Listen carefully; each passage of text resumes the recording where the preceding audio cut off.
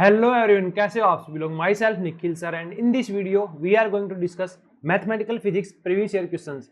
जो तुम्हारा एग्जाम हुआ था नेट का 2020 में, 21 में और 22 में, उनके अंदर जो तुम्हारे एमपी के जो क्वेश्चन आए हैं, ठीक है, उसको हम सोल्व करने की ट्राई करेंगे। ठीक है, और इस वीडियो के माध्यम से तुम्हें ये भी पता चलेगा कि किसी क्वेश्चन को टैकल कैसे करते हैं। ठीक है, हर बार जरूरी नहीं है उसमें लॉन्ग मेथड फॉलो किया जाए या फिर कंप्लीटली उसका सोल्यूशन तुम्हें फॉर्मूला याद होने चाहिए। काफी क्वेश्चन उनके ऑप्शन देख के, ठीक है, कोई ग्राफ दिया है तो उस ग्राफ को देख के भी हो जाते हैं। ठीक है, और पिछली जो सीरीज थी अपनी, ठीक है, जो सीरीज अपने कंटिन्यू कर रहे थे प्रीवियस ईयर क्वेश्चन की, उसके अंदर 2 वीडियो अपलोड हो चुके थे, क्वांटम मैकेनिक्स का लेक्चर 1, क्वांटम मैकेनिक्स का लेक्चर 2। अब अपने स्टार्ट करने जा रहे हैं एमपी। इसके बाद अपना जो सब्जेक्ट रहेगा वो क्लासिकल अपने कंटिन्यू करेंगे। ठीक है, तो देखो स्टार्ट करते हैं। इसके अंदर पहला क्वेश्चन अपने पास क्या है? पहला क्वेश्चन अपने पास है two time independent non zero vectors two time independent non-zero vectors u of t and v of t which are not initially parallel to each other। वो क्या है? एक दूसरे के पैरेलल नहीं है। ठीक है, other satisfy not initially parallel to each other satisfy u vector cross dv vector by dt minus v vector cross du vector by dt is equal to 0 at all time t if the area of the parallelogram formed by ut UT and VT. अगर इनको side लेके अगर मैं area form कर दूं तो उसका area कितना है? ए ऑफ टी है। ठीक है, the unit normal vector to it be N cap T, then A T increase linearly with T but N T is a constant. A T increase linearly with T, N T rotates about this, A T is constant, N T rotates about this, AT and NT are the constants. ठीक है, अब इसके अंदर सबसे पहले देखो कि तुम एरिया को कैसे लिखोगे। ठीक है, अगर तुम्हारे पास ये क्या होता है, वेक्टर होता, तो इसको तुम कैसे लिखते हैं? U vector T cross V vector. ठीक है, यहाँ पे इस पे वेक्टर नहीं लिखा, वेक्टर नहीं लिखा, मतलब ये क्या है? कॉन्स्टेंट है, मतलब इसका मैग्नीट्यूड है तुम्हारे पास। तो U vector T cross V vector T। ठीक है, पहली चीज ये। सेकंड चीज क्या बोल रहा है?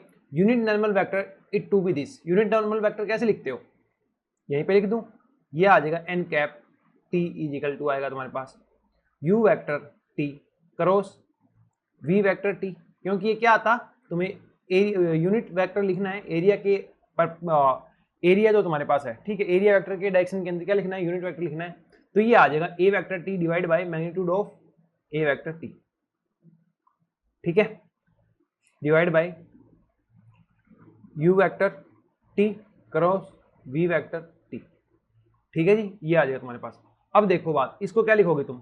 इसको लिखोगे तुम, चलो इसको कुछ नहीं लिखते, इसको ऐसे रखते हैं। नीचे वाला जो है इसको क्या लिख रखा है? at लिख रखा है। ठीक है, ये क्या आ गया तुम्हारे पास? u vector of t cross v vector of t divide by a of t। ये क्या आ गया तुम्हारे पास? n cap of t। ठीक है, इसके बाद देखो, अब हमें क्या चेक करना है कि at कांस्टेंट है और nt कांस्टेंट है या नहीं है। ठीक है, तो हम सबसे पहले करते हैं इसका डेरिवेटिव। इसका डेरिवेटिव करें, आ जाओ, D of N cap divide by D T. नीचे वाला देखो क्या है? एरिया वेक्टर है। ठीक है, कांस्टेंट होगा, मैग्नीट्यूड लिया हमने यहाँ पे, तो ये कांस्टेंट होगा तो बाहर आ जाएगा। ठीक है, अब ऊपर वाले का डेरिवेटिव करना है। जब 2 डिजिट मल्टीपल में हो तो क्या होगा? यू वी मेथड से कर देंगे, पहले का डेरिवेटिव दूसरा एज इट इज, दूसरे का डेरिवेटिव पहला एज इट इज, उस तरीके से कर देंगे। तो हम लिख देते हैं पहला एज इट इज, दूसरे का डेरिवेटिव प्लस पहले का डेरिवेटिव इनटू दूसरा एज इट इज, ये चीज लिख सकते हैं। अच्छा, अब देखो तुम्हें एक कंडीशन इसमें क्या दी है? u cross dv by dt minus v cross du by dt। ये चीज यहाँ पे कैसे बनेगी? देखो, u क्रॉस dv बाई का dt, इसको क्रॉस प्रोडक्ट को तुम उल्टा कर दो, लाइक a क्रॉस b है, इसको तुम क्या लिख दो? b क्रॉस a लिख दो, तो क्या हो जाएगा? आगे माइनस आ जाएगा, प्रॉपर्टी तुम्हें पता होगी। तो यहाँ पे आगे माइनस आ गया, इसको लिख दिया v cross du vector bye का dt। ठीक है जी, ये चीज तुम्हें यहाँ देखो दे रखी है, कितनी है? 0 है, पुट कर दो 0 है, तो ये क्या आ गया तुम्हारे पास? 0 है, मतलब del N cap divide by D T क्या आ गया? 0। या तुम कह सकते हो एन कैप जो टी है तुम्हारे पास वो क्या है? कॉन्स्टेंट है। ठीक है, और यहाँ पे जो हमने एरिया लिया था, है ना, एरिया जो लिया था ये भी क्या था तुम्हारे पास? कांस्टेंट था। या तुम ऐसे कह सकते हो इसके अंदर कि एरिया क्या होगा? एरिया वेक्टर क्या होगा? ए ऑफ टी इंटू का एन कैप, है ना। डायरेक्शन होती है इसकी एन कैप, तो ये वाला कांस्टेंट है तो तुम्हारे पास एरिया वेक्टर क्या हो जाएगा, कांस्टेंट हो जाएगा। ठीक है, तो यहाँ पे क्या आएगा इसका answer, option number D, AT and N cap T are the constant. ठीक है, नेक्स्ट क्वेश्चन देखो अपने पास क्या है, a basket consist of an infinite number of red and black balls in the proportion P ratio P minus का P। ठीक है, ये किसके लिए है, रेड बॉल्स के लिए, ये किस बॉल्स के लिए है, ब्लैक बॉल्स के लिए। ठीक है, 3 balls are drawn at random without replacement, 3 उठा ली, उनको रिप्लेस नहीं किया। ठीक है, और इनफाइनाइट नंबर ऑफ रेड और ब्लैक बॉल थी, तो एक बॉल उठाने से कोई फर्क भी नहीं पड़ता। ठीक है, the probability of their being 2 red and 1 black is maximum 4। इसकी प्रोबेबिलिटी मैक्सिमम कब होगी, जब 2 बॉल तुम्हारे पास क्या निकले, रेड निकले, और 1 क्या निकले, ब्लैक निकले, और ये प्रोबेबिलिटी क्या होनी चाहिए, मैक्सिमम होनी चाहिए। देखो, एक की प्रोबेबिलिटी दूसरे की प्रोबेबिलिटी से इफेक्ट नहीं हो रही, क्यों, क्योंकि क्या है, इनफाइनाइट नंबर ऑफ बॉल्स है। तो तुम प्रोबेबिलिटी कैसे लिखोगे, कंप्लीट प्रोबेबिलिटी कैसे लिखोगे, कि तुम्हारे पास कंप्लीट प्रोबेबिलिटी क्या आ गई, 2 रेड है, रेड कौन सी थी, ये वाली थी, तो 2 रेड है, तो ये P पहले ही रेड हो, फिर दूसरी रेड हो, इनटू क्या बोल रहा है, 1 ब्लैक, एक क्या हो, ब्लैक हो, तो 1 माइनस का P है ना। तुमने वो सुना होगा शायद कि इंडिपेंडेंट जब वो होती है ना, प्रोबेबिलिटी सारी क्या होती है, एक दूसरे इंडिपेंडेंट होती है, तो क्या आता है, डायरेक्ट मल्टीप्लाई आ जाता है। ठीक है, तो P 1 माइनस P, तो ये क्या बनेगा तुम्हारे पास, P स्क्वायर 1 माइनस का P, या मैं इसको और सोल्व करूं तो ये बन गया P स्क्वायर माइनस का P क्यूब। ठीक है, इसके बाद क्या बोला है, मैक्सिमम, किसी भी चीज के मैक्सिमम मिनिमम होने के लिए क्या करना होता है, उसका जो डेरिवेटिव होता है dp divide by d small p should be 0। ठीक है, किसी भी चीज के मैक्सिमम मिनिमम चेक करना होता है, हम क्या करते हैं, उसका फर्स्ट डेरिवेटिव क्या कर देते हैं, 0 के इक्वल रख देते हैं। ओके, इसको 0 के इक्वल रख दो डेरिवेटिव करके, इसका डेरिवेटिव करो, क्या आएगा, 2 small p minus 3 of p square is equal to 0, या फिर इसको लिखोगे तुम 2 of p is equal to 3 of p of square, या यहाँ से क्या निकल के आएगा तुम्हारे पास, कॉमन ले लोगे इधर ले जाके, तो ये बनेगा 3 ऑफ p स्क्वायर माइनस का 2 ऑफ p इजिकल टू 0, या फिर मैं इसको कह दूं तुम्हें कि इसमें से मैं p कॉमन लेता हूं, तो ये आएगा 3 ऑफ p माइनस का 2 इजिकल टू 0, इसको अलग अलग 0 लिखोगे तो p इजिकल टू 0 और 3p माइनस का 2 इजिकल टू 0, यहाँ से आ गया तुम्हारे पास p is equal to 0 comma p is equal to का 2/3। 0 हो नहीं सकता, प्रोबेबिलिटी 0 हो नहीं सकती, क्योंकि कुछ ना कुछ दे रखा है। ठीक है, 0 चलो मानो भी तो ऑप्शन में नहीं है, तो ये तो नहीं होगा, है ना, ये होगा तुम्हारे पास p की वैल्यू क्या आएगी, 2/3 आएगी, 4 की ये प्रोबेबिलिटी क्या हो, मैक्सिमम हो।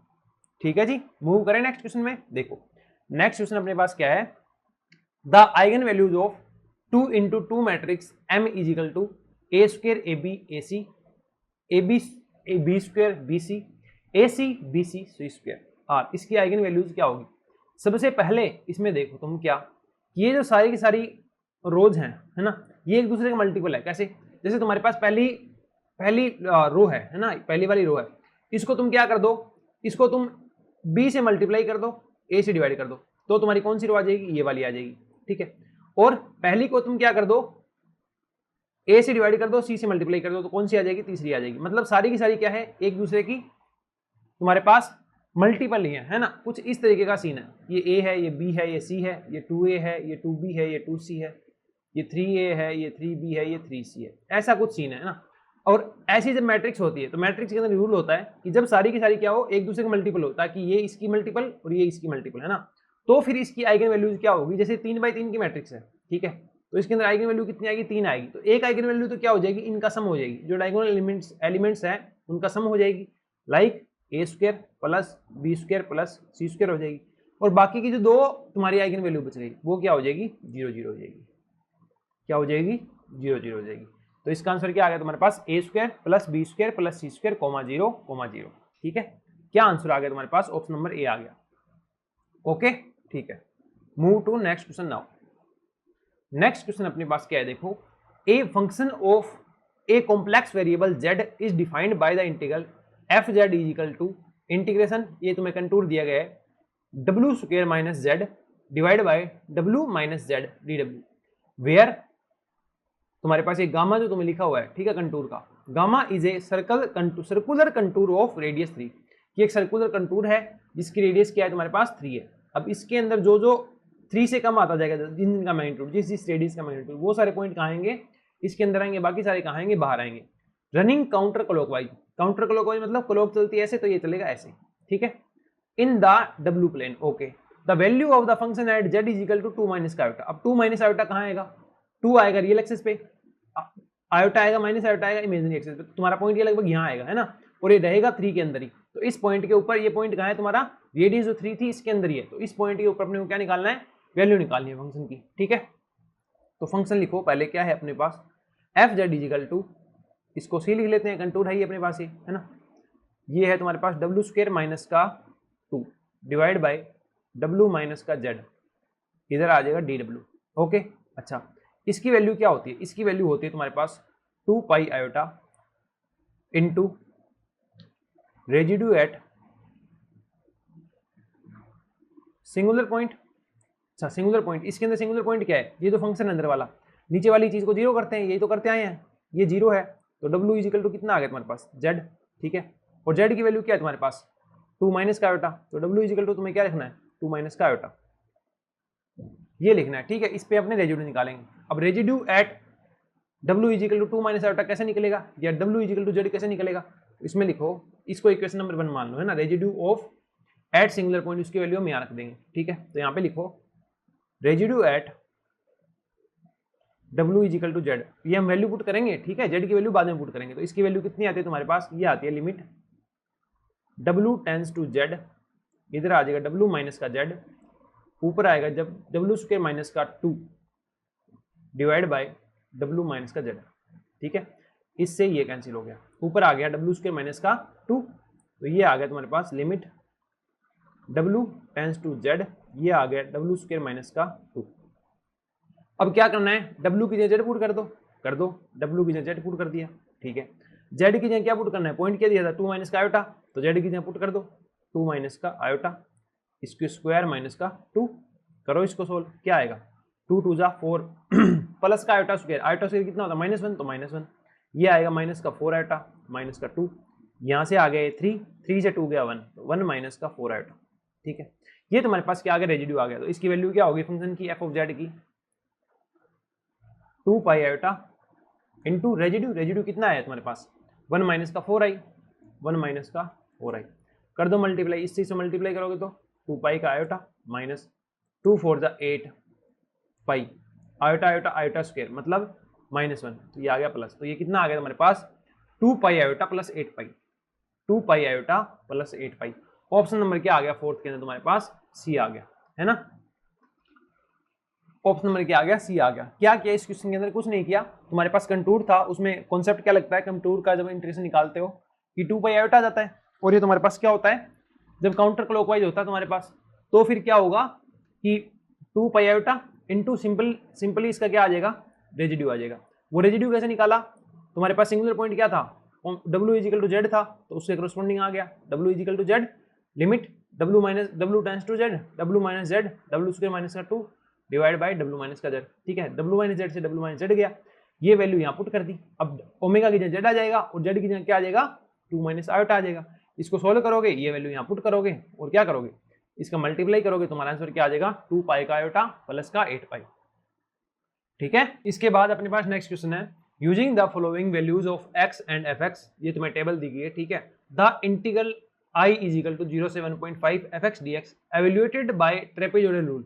यहाँ तुम्हें कौन सा लगाना है, ट्रेपेजोइडल रूल लगाना है। ठीक है, ये तुम्हारा क्या है, न्यूमेरिकल एनालिसिस का क्वेश्चन है। ठीक है, इसको नेट के सिलेबस में शायद इलेक्ट्रॉनिक्स में दिया जाता है, पर जो एरर वाले क्वेश्चन है और जो ये रूल्स वाले क्वेश्चन है ना, इनको मैं क्या कर रहा हूँ, एमपी के अंदर ही शामिल कर रहा हूँ, है ना, क्योंकि तुम्हें भी पता ही एग्जैक्टली टॉपिक किसके हैं, मैथमेटिकल फिजिक्स के टाइप के हैं। ठीक है, इस इंटीग्रेशन की वैल्यू कितनी दी गई है, 5/16 दी गई है। Then the find the value of A की वैल्यू फाइंड आउट करनी है, और जो ए कहाँ है, ये रहा। ठीक है, तो सिंपली ट्रेपेजोइडल रूल का फॉर्मूला लगाओ। क्या होता है ट्रेपेजोइडल रूल का formula, I is equal to क्या हो जाएगा यहाँ पे, h बाय का 2 ब्रैकेट, इसको मैं मानूं, इसके अंदर काफी फंक्शन आएगा ना, ये y0 आएगा, ये y1 आएगा, ये y2 आएगा, ये y3 आएगा, ये x0 आएगा, ये x1 आएगा, ये x2 आएगा, ये x3 आएगा। ओके, तो i is equal to h/2 y0 plus y of पहला वाला और फाइनल वाला, फॉर्मूला इसका ये होता है 0 प्लस n वाला, है ना, लास्ट वाला प्लस, फिर यहाँ पे आते हैं 2 इंटू बीच वाले सारे 1 2 जितनी भी आ जाते हैं। ये तुम्हारा क्या है, ट्रेपेजोइडल रूल है। यहाँ पे तुम्हारे पास जो h होता है वो क्या होता है, h होता है जो दो का गैप है, जो x के अंदर दो का गैप है, 0 में और 0.5 में कितने का गैप है, 0.5 का, तो h कितना आ जाएगा 0.5 माइनस का 0 is equal to 0.5। y naught की वैल्यू ये रही, y1 की ये रही, y2 की ये रही, सारी वैल्यूज है तुम्हारे पास। तो ये फॉर्मूला क्या बनेगा, i is equal to h/2, h की value 0.5 divide by 2, y naught पहला की जो वैल्यू है 1 प्लस n मतलब लास्ट वाले की जो वैल्यू है -5/4, कितना -5/4 प्लस 2 इंटू बीच वाले जो हैं a प्लस 0 है ना, ये सब आ गया। इसके अंदर मैथमेटिकल टर्म कौन सी बची है, i बचा है, i की वैल्यू कितनी है 5/16, 5/16। इसको देखो 0.5 को मैं क्या लिख सकता हूँ 1/2, तो ये कितना बन जाएगा 1/4, इधर आ गया 1 माइनस का 5/4 प्लस 2 इंटू ए। ठीक है, इसको और सोल्व करो, सोल्व करके आंसर निकालोगे, ए का निकालते हैं, चलो 4 से ए निकालोगे आएगा 4, कितना आ गया 5/4 इज इक्वल टू 1 माइनस का 5/4 प्लस का 2a, या फिर इसको सोल्व करोगे तो क्या आ जाएगा 1 माइनस का 5/4, तो ये आएगा 4 माइनस का 5/4 मतलब माइनस का 1/4, तो इस इधर लेके जाऊंगा तो ये आएगा 5/4 प्लस 1/4 इज इक्वल टू तुम्हारे पास आ गया 2a, या तुम इसको क्या लिख सकते हो 5 प्लस 1 6/4, 6/4 इज इक्वल टू आ गया 2a। यहाँ से a की वैल्यू निकालोगे तो क्या आ जाएगी तुम्हारे पास 6/4 को क्या लिख सकते हो 3/2, 3/2, 2 और है तो नीचे 2 और चला गया, तो ये आ गया तुम्हारे पास 3/4, तो a की वैल्यू क्या आ गई तुम्हारे पास 3/4, ऑप्शन नंबर कौन सा आ गया a आ गया। ठीक है, नेक्स्ट क्वेश्चन देखो अपने पास क्या है, the solution of the differential equation dy/dx इसका स्क्वायर माइनस का d2y/dx square is equal to e to power y with the boundary conditions y is equal to 0 to 0 and y-0 is equal to -1।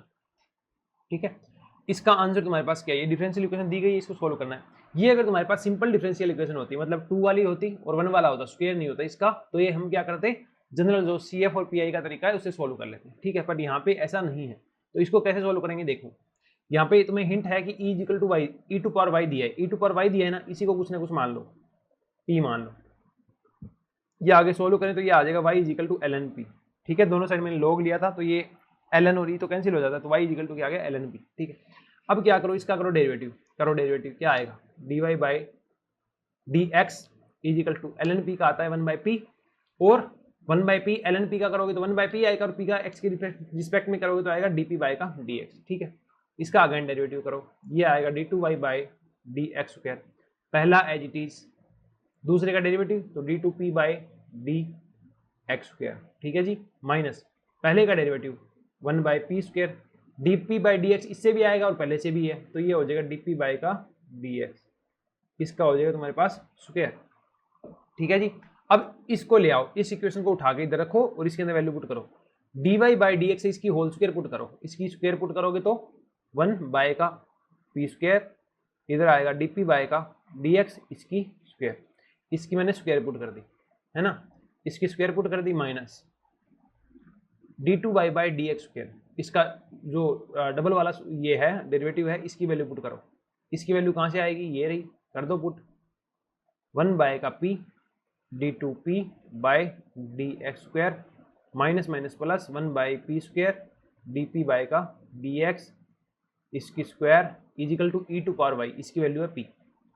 ठीक है जी, इसको कैसे लिखते हो, 1 तुम्हारे पास ये है, 1 तुम्हारे पास ये है ना, dp/dx का स्क्वायर वाला है, तो ये 2 हो जाएंगे, तो ये हो जाएगा तुम्हारे पास 2/p स्क्वायर dp/dx इसकी square plus 1/p square dp/dx इसका square is equal to p।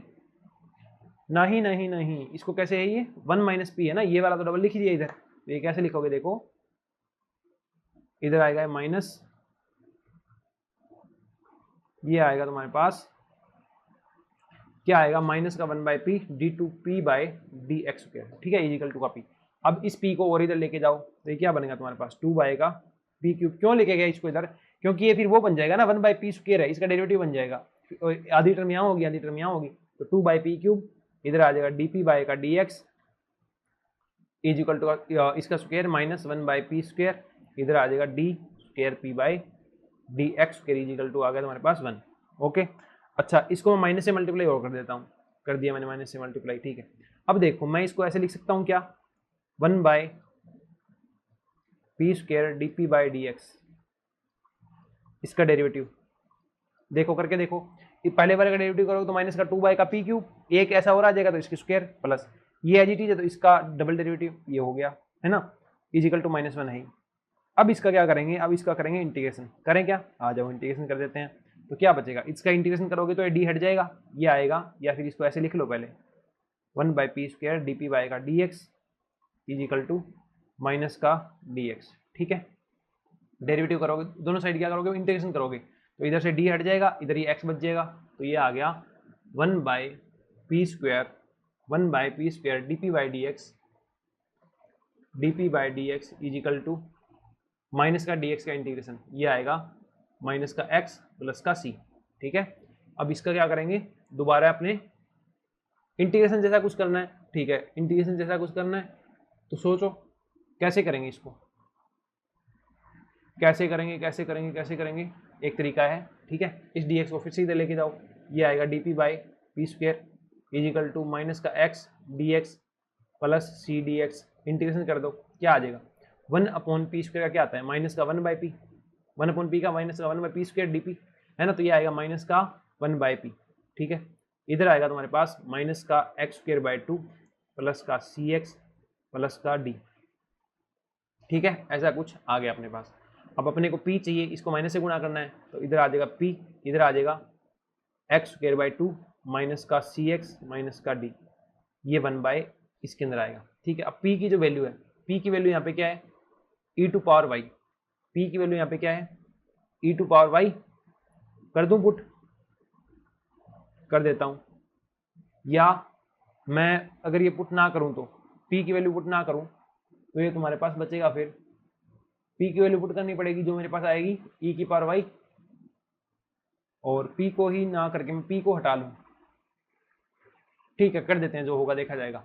p is equal to क्या आ गया e⁻y is equal to 1/x² - 2 minus का cx प्लस का d, ठीक है। अब इसको सोल्व करो तो y इजिकल टू क्या आ गया तुम्हारे पास ln ऑफ 1/x² 2 माइनस का cx प्लस का d, ठीक है।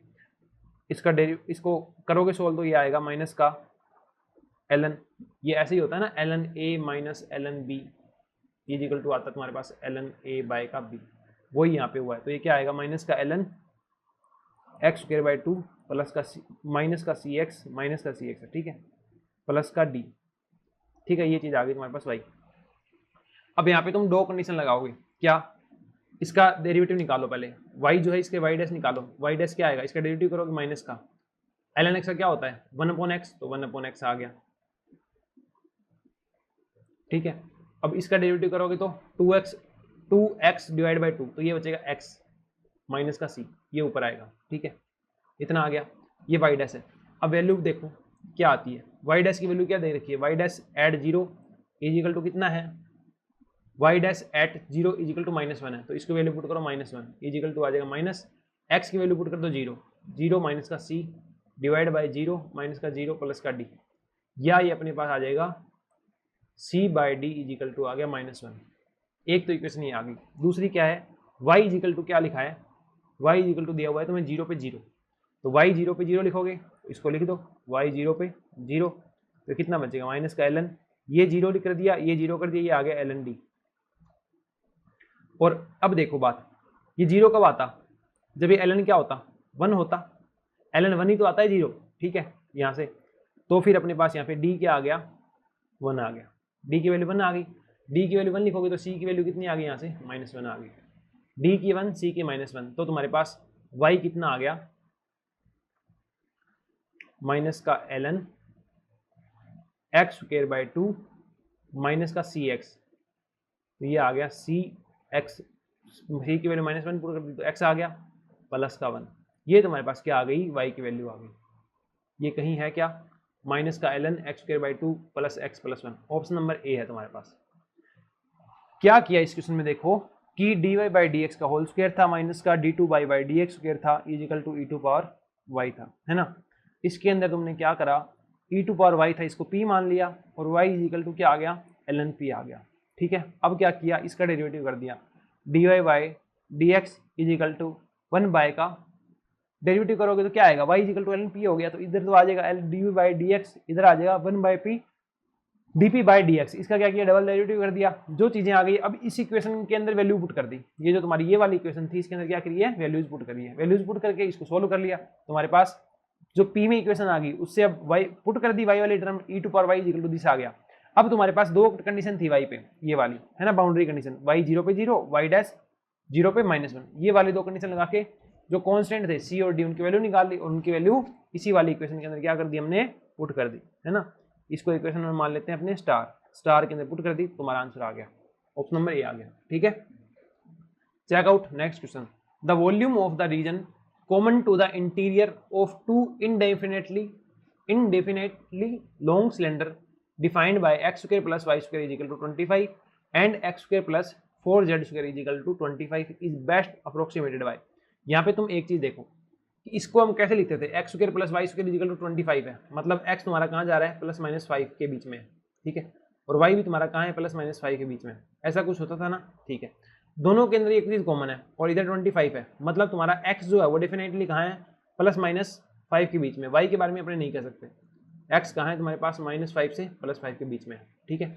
यहाँ से अब वाई की वैल्यू निकाल लो एक्स के टर्म में, जेड की वैल्यू निकाल लो एक्स के टर्म में, फिर जो इंटीग्रेशन करेंगे अपने, ठीक है, उसके अंदर एक्स की वैल्यू लास्ट में ये रख देंगे, अपना आंसर आ जाएगा, ठीक है। करो तो सोल्व करो, X square plus Y square is equal to 25 है, यहाँ से वाई की वैल्यू क्या आ जाएगी तुम्हारे पास, वाई की वैल्यू आ जाएगी 25 माइनस का एक्स स्क्वायर इसका रूट, ठीक है, और x square plus 4z square is equal to आ गया 25, इससे निकालोगे तो z की वैल्यू क्या आएगी तुम्हारे पास, 25 माइनस एक्स स्क्वायर, ये जो 4 है ना, ये 4 जाएगा तुम्हारे पास इधर ऐसे 1/4, अंदर लेके जाना हो इसको तो ये तुम्हारे पास कैसे जाएगा,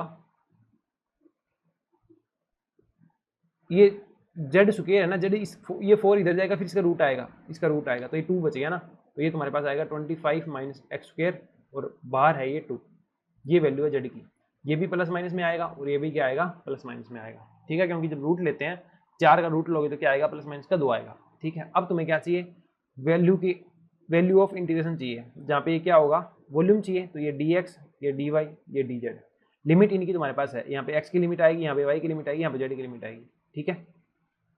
तो इसको मैं लिखना स्टार्ट करता हूँ स्टार्ट, सबसे लास्ट में लगाऊंगा x की वैल्यू, x वाली जो लिमिट है, x की लिमिट कितनी आएगी, -5 से लेकर के 5, फिर मैं लगाऊंगा y की वैल्यू, y की लिमिट जो है y की कितनी है, -25 माइनस एक्स स्क्वायर से लेकर के प्लस √25 माइनस का एक्स स्क्वायर है, ठीक है, और जेड पे कितनी है, माइनस का 25 माइनस का एक्स स्क्वायर डिवाइड बाई 2 है, इधर आ जाएगा प्लस का 25 माइनस एक्स स्क्वायर, इसका रूट डिवाइड बाई 2 है, ठीक है। यहाँ पे तुम्हारे पास dx dy dz, सबसे पहले हमें क्या करनी है, जेड की लिमिट लगानी है, तो जेड वाला इंटीग्रेशन कर दो, जेड वाला इंटीग्रेशन करोगे, ठीक है, तो ये क्या आ जाएगा तुम्हारे पास, -5 to 5 एक्स वाली पड़ी है, ये वाई वाली लिमिट पड़ी है, इसको मैं वाई वाली लिख रहा हूँ सीधा डायरेक्ट, ठीक है।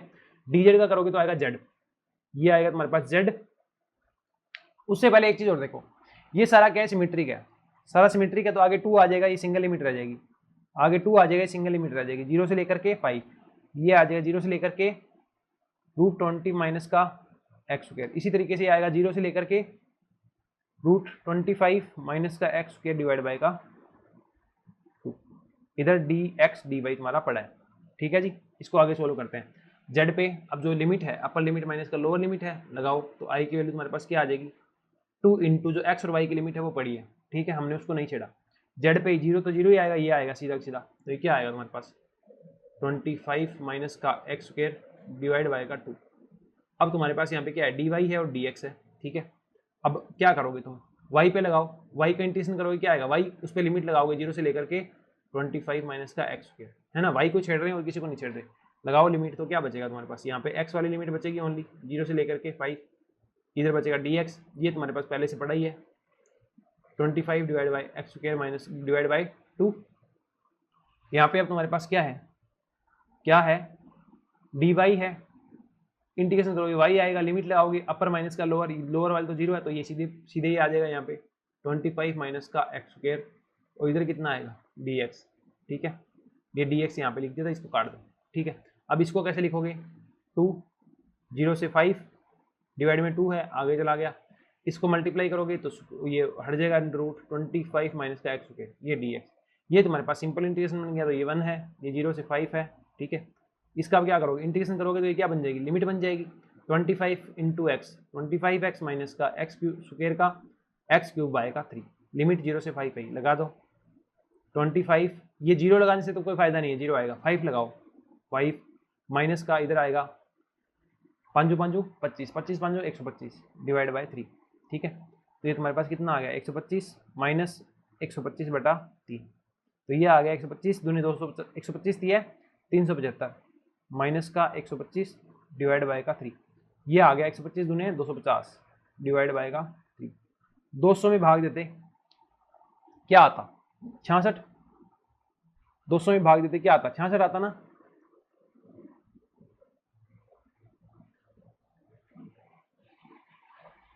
ढाई सौ डिवाइड बाय 3 कितना आएगा,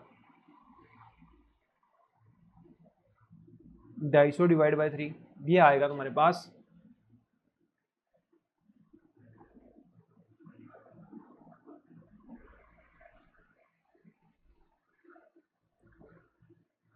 3 8 24, बच गए कितने 1, 3 3 9, 23 आ गया, ठीक है, 83 आ गया, 83 आ गया है ना, ये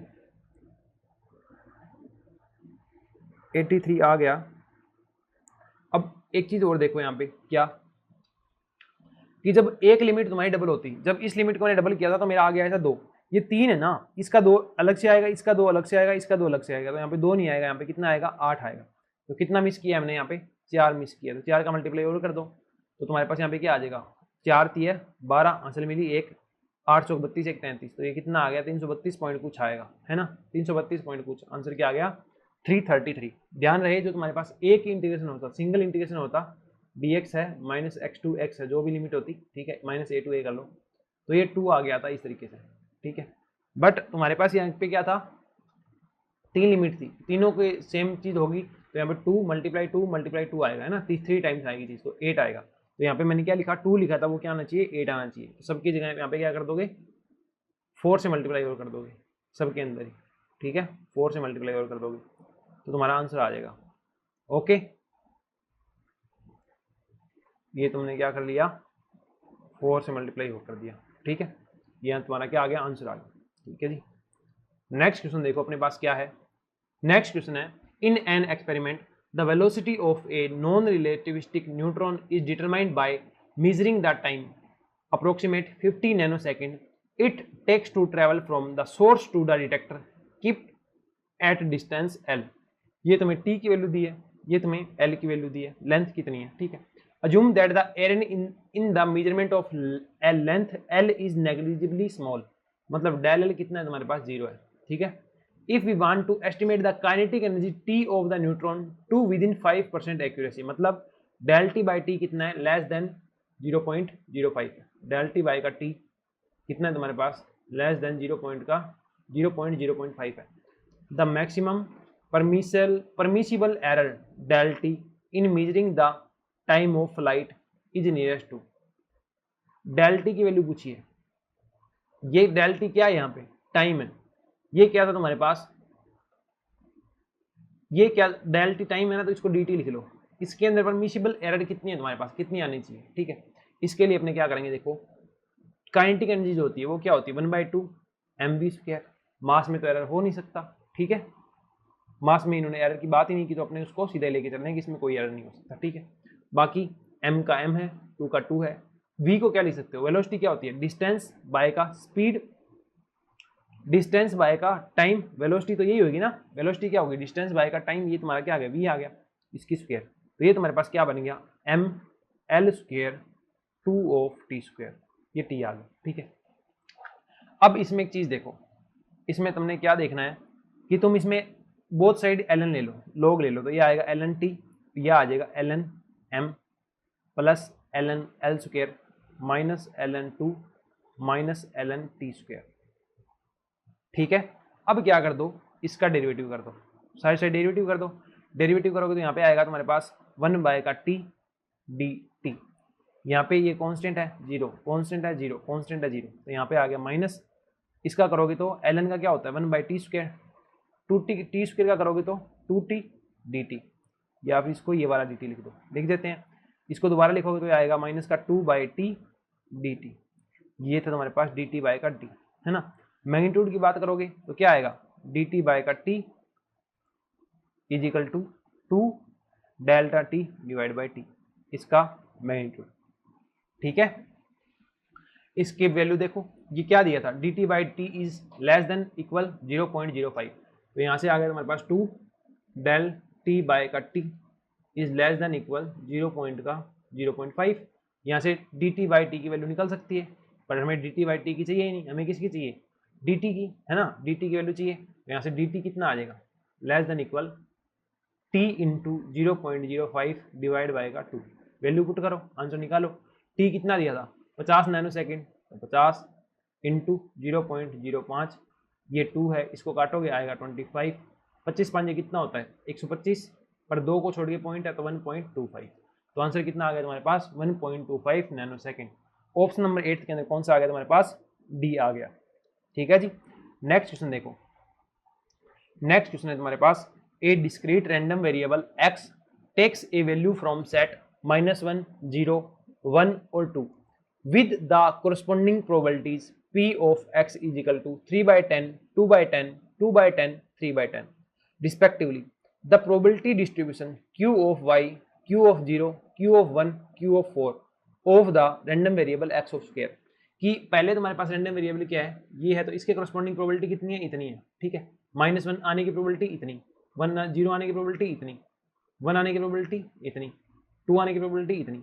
अगर अब मैं क्या कर दूं रैंडम वेरिएबल चेंज कर दूं, पहले क्या था x था, मैंने क्या कर दिया x स्क्वायर कर दिया, तो यहाँ से रैंडम वेरिएबल निकल के क्या आएगा 1 0 1 का स्क्वायर 1 2 का square 4 with probability of, probability तो यही रहेगी, आने की तो प्रोबेबिलिटी यही रहेगी ना, तो यहाँ पे रहेगा 3/10, यहाँ पे रहेगा तुम्हारे पास 2/10, यहाँ पे रहेगा तुम्हारे पास 2/10, यहाँ पे रहेगा तुम्हारे पास 3/10।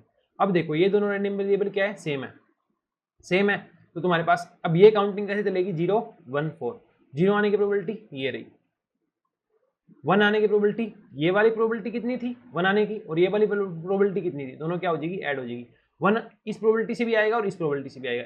ठीक है, मतलब 1 दोनों है तो एक ही चीज, 2/10 प्लस 3/10 मतलब 5/10, और ये 4 वाला 3/10 है, तो ये आ गया 2/10, ये आ गया यहाँ पे 5/10, ये आ गया यहाँ पे 3/10, या फिर काटोगे तो आएगा 1/5, ये आएगा 1/2, ये आएगा 3/10।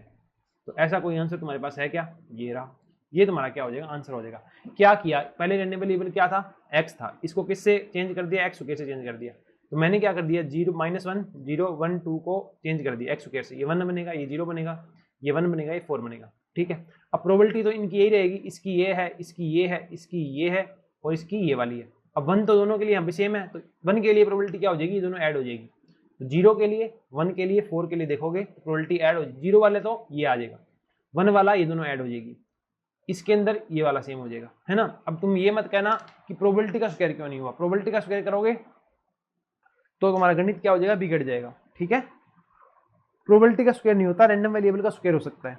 ठीक है, तो उसकी प्रोबेबिलिटी आने की क्या रहेगी वही रहेगी। Okay, now check out next question. Next question अपने पास क्या है, a generic 3x3 real matrix A has eigen values 0 1 and 6 and I is the 3/3 identity matrix.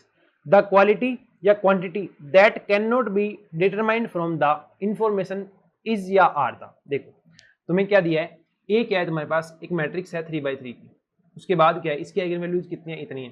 ठीक है, और I क्या है आइडेंटिटी मैट्रिक्स है 3/3 की।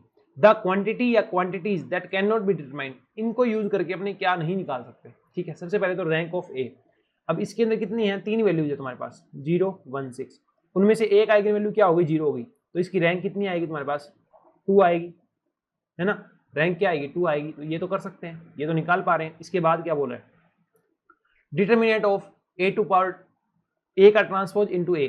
अच्छा, A की डिटरमिनेंट की वैल्यू कितनी आएगी जब तुम्हारे पास 3 आइगन वैल्यू है, 0 × 1 × 6, तीनों की तीनों आइगन वैल्यू का मल्टीपल ही तो होता है 0, इसका ट्रांसपोज करोगे और उसकी तुम डिटरमिनेंट निकालोगे, वो भी क्या आएगी 0 1 6, ये भी कितनी आएगी 0, तो तुम्हारे पास क्या आ गया A टू पावर T, इसका मैग्नीट्यूड निकालो, या फिर A टू पावर T और A का ट्रांसपोज इनटू A, इसका डिटरमिनेंट निकालोगे तो वो भी कितना आएगा 0 ही आएगा। ओके, तो ये भी हमने निकाल पा रहे हैं। इसके अलावा किसकी बात कर रहा है, अब इसकी बात कर रहा है आई प्लस का ए, जो आई है उसकी आइगन वैल्यूज कितनी होती है, 1 1 होती है सारी की सारी। ए की आइगन वैल्यू कितनी है, एक बारी 0 है, एक बारी तुम्हारे पास कितनी है 1 है, और एक बारी कितनी है 6 है। तो इसकी आइगन वैल्यूज कितनी बन गई, यहाँ से बन गया तुम्हारे पास 1, यहाँ से बन गया तुम्हारे पास 2, यहाँ से बन गया तुम्हारे पास 7। इसका भी इन्वर्स कर दो तो आइगन वैल्यूज कितनी आ गई 1, 1/2 और 1/7, 3 आइगन वैल्यूज आ गई। तो हम इसकी भी आइगन वैल्यूज निकाल पा रहे हैं। इसका हमें कोई आइडिया नहीं है, इसका हमको कोई आइडिया नहीं है कि पहले तो हम A ट्रांसपोज इंटू ए इसकी हम क्या करें, मैट्रिक्स बनाएं, उसके बाद इसके अंदर आई ऐड करें, उसके बाद उसकी आइगन वैल्यू निकालें। ये थोड़ा सा टफ लग रहा है और 3 ऑप्शन तुम्हारे क्या हो गए, निकल गए। तो चौथा चेक करने की जरूरत नहीं, आंसर क्या होगा, यही होगा। ठीक है, रैंक ऑफ ए आ जाएगा क्योंकि एक 0 है तो रैंक 2 हो गई। A ट्रांसपोज इंटू टी की डिटरमिनेंट निकालनी हो, ठीक है, इसकी डिटरमिनेंट निकालनी हो तुम्हारे पास, तो वो क्या किसके इक्वल हो जाती है, ए की डिटरमिनेंट, ए की ट्रांसपोज की डिटरमिनेंट और ए की डिटरमिनेंट, इसकी वैल्यू 0, इसकी वैल्यू 0, तो आंसर 0। तो ये भी निकल गया। इसकी आइगन वैल्यू के अंदर इसकी आइगन वैल्यू ऐड करके उसका इन्वर्स कर दोगे, तुम्हारे पास आंसर क्या आ जाएगा, 1i प्लस ए की इन्वर्स की जो आइगन वैल्यूज होगी वो तुम्हारे पास क्या आ जाएगा, आंसर आ जाएगा। ठीक है, तो इस लेक्चर के अंदर इतना ही है। बाकी अपने बाकी के जो क्वेश्चन बच गए वो देखते हैं नेक्स्ट लेक्चर के अंदर। ठीक है, तो बाय बाय, मिलते हैं नेक्स्ट लेक्चर के अंदर। इसके अलावा तुम्हें कोई भी कोर्स वगैरह ज्वाइन करना हो, ठीक है, या कोई क्वेरी हो किसी कोर्स से रिलेटेड, तुम कमेंट में पूछ सकते हो, या अपने जो कॉन्टैक्ट नंबर है 9560182735, इन पे कॉन्टैक्ट करके व्हाट्सएप करके पूछ सकते हो। इसके अलावा अपने जो कोर्सेज हैं वो चल ही रहे हैं। आरपीएससी स्कूल लेक्चर का कोर्स चल रहा है, ठीक है, जो तुम्हारी EMRS वैकेंसी आई हुई है पीजीटी के लिए, उसका कोर्स लॉन्च हो जाएगा। और MP पीजीटी का कोर्स चल रहा है, ठीक है, MP पीजीटी के अंदर जो फिजिक्स के लिए तुम्हारी वैकेंसी आई हुई है, ठीक है, उसका कोर्स चल रहा है और ऑलमोस्ट कोर्स कंप्लीट होने वाला है। इसके अंदर भी 11th-12th वाला कोर्स ऑलमोस्ट कंप्लीट होने वाला है। EMRS का तुम्हें तो कोर्स मिलेगा, उसके अंदर भी 90% कोर्स ऑलरेडी अपलोडेड होगा। इसके अलावा असिस्टेंट प्रोफेसर का कोर्स चल रहा है, ठीक है, और तुम्हारा नेट का नया बैच लॉन्च हो चुका है, अल्फा बैच, वो ज्वाइन कर सकते हो। गेट के लिए भी यही बैच तुम्हें ज्वाइन करना है। इसके अलावा IIT जैम का भी बैच चल रहा है ना।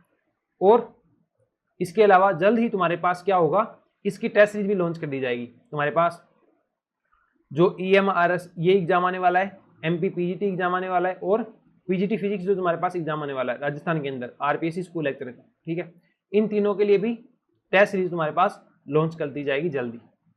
ठीक है, तो स्टे कनेक्टेड, चैनल को शेयर करिए, सब्सक्राइब करिए और पढ़ते रहिए और अपना ख्याल रखिए। ठीक है, बाय, मिलते हैं नेक्स्ट लेक्चर के अंदर। Bye bye bye.